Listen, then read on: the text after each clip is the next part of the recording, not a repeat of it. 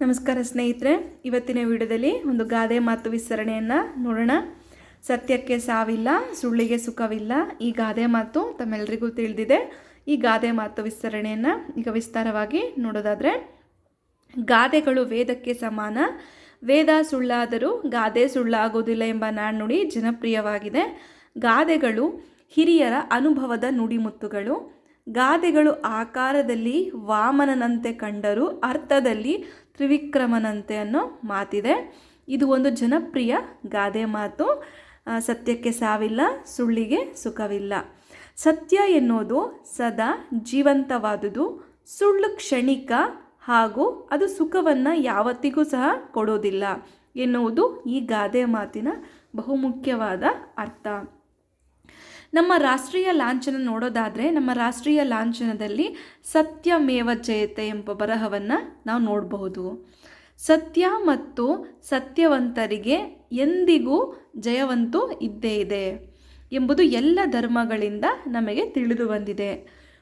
ಪುರಾಣ ಪುರುಷನಾದಂತಹ ಸತ್ಯ ಹರಿಶ್ಚಂದ್ರನು ತನ್ನ ಇಡೀ ಜೀವನವನ್ನೆಲ್ಲ ಸತ್ಯಕ್ಕಾಗಿ ಹೋರಾಡಿ ತನ್ನ ಜೀವನವನ್ನೇ ಸತ್ಯಕ್ಕಾಗಿ ಮುಡುಪಿಟ್ಟ. ಶಾಶ್ವತವಾದ ಕೀರ್ತಿಯನ್ನು ಸಹ ಪಡೆದು ಇಂದಿಗೂ ಆತ ಅಜರಾಮರವಾಗಿದ್ದಾರೆ.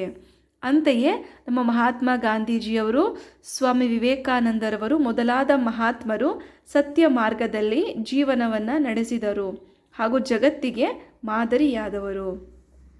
ಸತ್ಯಂ ಶಿವಂ ಸುಂದರಂ ಎಂಬ ಮಾತು ಸತ್ಯದ ಮಹತ್ವವನ್ನು ತಿಳಿಸುತ್ತದೆ.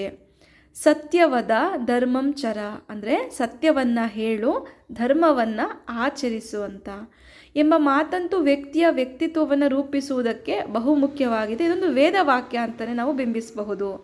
ಆದರೆ ಸುಳ್ಳಿನ ಒಡನಾಟ ಹೇಗಿದೆ ಅಂದರೆ, ಕೆಸರೊಳಗೆ ಮುಳ್ಳು ತುಳಿದಂತೆ ಸುಳ್ಳು ಹೇಳುವುದು ಹಾಗೂ ಅದನ್ನು ಸಮರ್ಥಿಸುವುದು ಮತ್ತೊಂದು ಸುಳ್ಳು. ಹೀಗೆ ಪುನಃ ಸುಳ್ಳಿನ ಸರಮಾಲೆಯೇ ಸೃಷ್ಟಿಯಾಗುತ್ತದೆ. ನಾವು ಒಂದು ಸುಳ್ಳು ಹೇಳಿ ಅದಕ್ಕೆ ಇನ್ನೊಂದು ಸುಳ್ಳು ಹೇಳಿ ಹೀಗೆ ಪೋಣಿಸ್ತಾ ಹೋಗ್ತಿರುತ್ತೆ.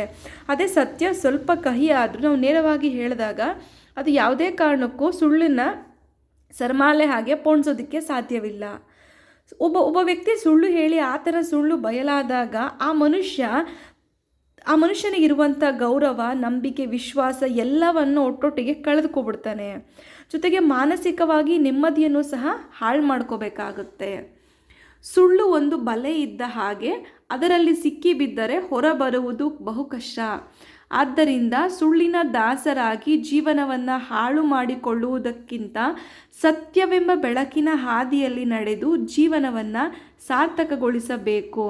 ಸತ್ಯಕ್ಕೆ ಸಾವಿಲ್ಲ, ಸುಳ್ಳಿಗೆ ಸುಖವಿಲ್ಲ ಎಂಬ ಮಾತನ್ನು ಯಾರೂ ಸಹ ಮರಿಬಾರದು.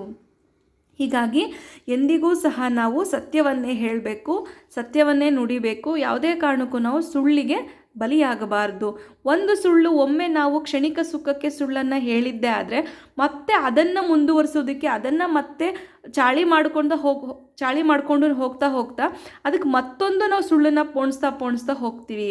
ಹಾಗಾಗಿ ಸತ್ಯಕ್ಕೆ ಸಾವಿಲ್ಲ, ಸುಳ್ಳಿಗೆ ಸುಖವಿಲ್ಲ ಎಂಬ ಗಾದೆ ಮಾತಿನ ಅರ್ಥ ಈ ಒಂದು ಸಾರಾಂಶದಲ್ಲಿದೆ.